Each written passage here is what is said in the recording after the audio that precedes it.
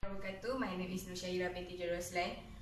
Today I'm going to give some information about the importance of differential equation in our daily life. Okay, the very first one is to easily identify the rate of change. And then the second one is many fundamental laws in physics and chemistry are formulated using differential equations. Okay, for the example is Einstein field equations.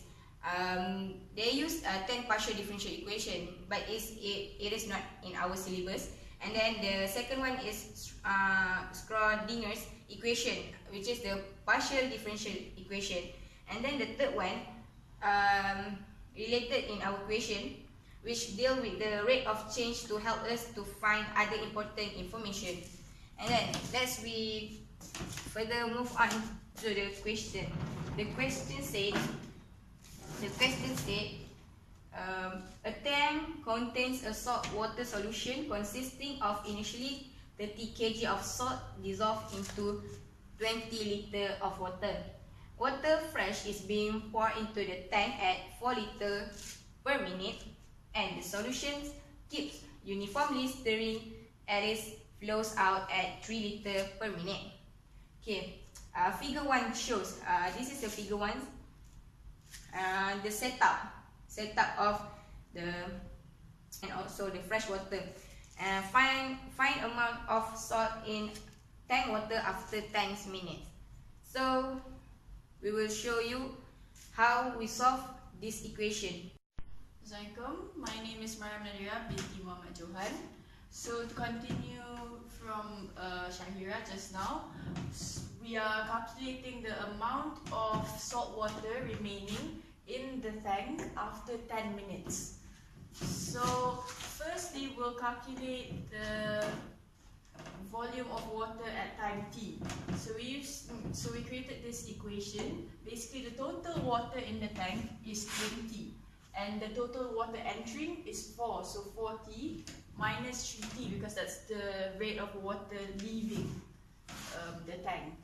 So we get 20 plus t. And the concentration at time t is given by amount of salt over volume. So the amount of salt is Q, and the volume, as calculated just now, is 20 plus t. And then, so we, to get the rate of salt leaving the tank, we times it by -3, which is the rate of salt leaving. So -3 times Q over 20 plus t. We get dq dt equals -3t plus 20 over 20 plus t. Next. So to solve this, we use the separation method by bringing dt to this side and dq stays here. We brought the q to the left from the equation just now. So we get dq over dt equals -3 dt over 20 plus t. So we set the q, and then we integrate it, 1 over q dq, and then we brought out the -3 over here because you don't have to integrate that as well. So then we integrate the 1 over 20 plus t dt. So it gets us ln q equals -3 ln 20 plus t plus constant c. And then ln q equals ln 20 plus t to the power of -3, so we brought that up there, and then plus constant c, and we times all of it by exponent. So exponent to the power of the equation just now. So as we know, exponent c equals a, so we get the equation q equals a in bracket 20 plus t to the power of -3. Now from this equation, we want to find the a.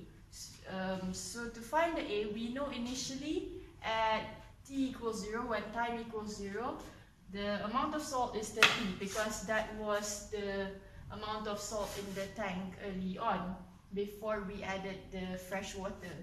So